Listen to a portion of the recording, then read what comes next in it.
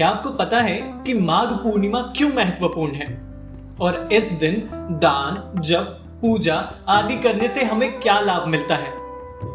ऐसा माना जाता है कि माघ पूर्णिमा के दिन स्नान करने से रोग दूर होते हैं, सभी प्रकार की समस्याएं और व्यक्ति के पापों का नाश होता है। किंतु क्या सच में ऐसा होता है? और स्नान करने के कौन से वैज्ञानिक और आध्यात्मिक महत्व हैं? इन सब के बारे में मैं आपको बताऊंगा ओम टीवी के इस YouTube वीडियो में। हेलो दोस्तों, मेरा नाम कुशल है और ओम टीवी के YouTube चैनल में आप सभी का स्वागत है। अब हर हफ्ते हमारी मुलाकात होती है, वो भी अमेजिंग कहानी और इंटरेस्टिंग फैक्ट्स के साथ। तो चैनल को सब्सक्राइब करना और बेल आइकन दबाना बिल्कुल ना भूलें। दरअसल माघ का महीना कई धार्मिक कार्यों के लिए बहुत शुभ माना जाता है। ऐसा भी माना जाता है कि भगवान मानव रूप लेकर पृथ्वी पर आते हैं और संगम में डुबकी लगाते हैं। इसीलिए कहा जाता है कि इस दिन गंगा सहित किसी भी पवित्र नदी में स्नान करने से मनोकामना पूरी होती है और मोक्ष की प्राप्ति होती है। यह वह महीना है जिसमें प्रयाग शहर में त्रिवेणी संगम पर प्रसिद्ध कुंभ मेला, जो कि 12 वर्ष के बाद एक बार, और माघ मेला हर साल सेलिब्रेट किया जाता है। स्नान का एक लंबा और विस्तृत इतिहास है। फिर चाहे पानी में डूबकर नहाना हो या फिर किसी पात्र की सहायता से स्नान करना हो, सभी क्रियाएं हमारी स्वच्छता, आराम और स्वास्थ्य से जुड़ी हुई हैं।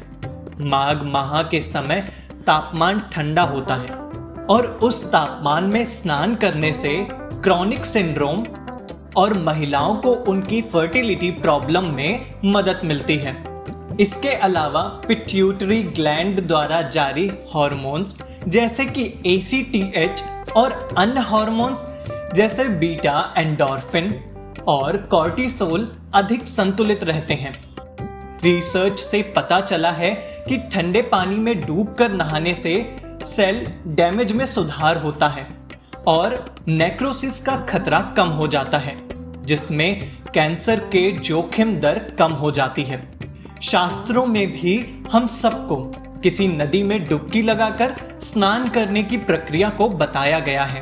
पानी में डुबकी लगाने से दर्द और सूजन में राहत मिलती है, नर्वस सिस्टम शांत रहता है और शरीर में तनाव एवं चिंता के स्तर में भी कमी आती है। यह एक हाइड्रोथेरेपी की तरह होता है, जिसमें मनुष्य अपनी अंदरूनी समस्याओं को पानी के माध्यम से सही करता है। हाइड्रोथेरेपी उन लोगों की मदद करता है जो मल्टीपल स्क्लेरोसिस से पीड़ित हैं, क्योंकि पानी का तापमान और दबाव धीरे धीरे दर्द के समय स्पाइनल कॉर्ड को राहत देता है। पॉस्चुरल स्थिरता प्रदान करके पानी पार्किंसंस डिजीज जैसी स्थितियों से जुड़े लक्षणों को कम करता है एवं इसके साथ साथ अपने सिर को बाहर करके छाती तक पानी में डूबे रहने से लंग्स की क्षमता और ऑक्सीजन सेवन पर अच्छा प्रभाव पड़ता है। इसी कारण हमारे सनातन धर्म में स्नान को सबसे महत्वपूर्ण दैनिक क्रिया माना गया है।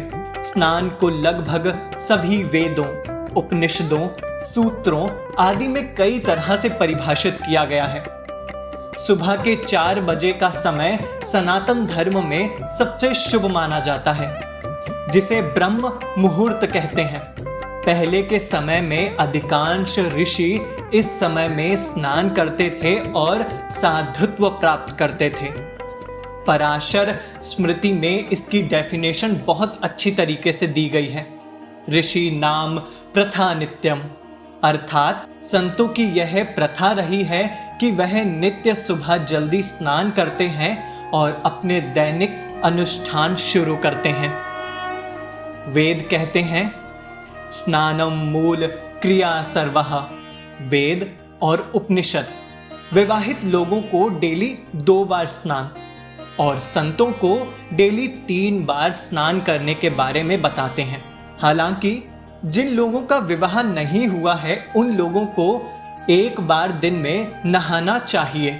इसके साथ साथ कुर्म पुराण में कहा गया है कि सुबह स्नान किए बिना व्यक्ति अशुद्ध रहता है। वह किसी भी दैनिक गतिविधियों को नहीं कर सकता। पद्म पुराण में कहा गया है कि जो प्रातः स्नान नहीं करता वह नीच ग्रहों से पीड़ित रहता है।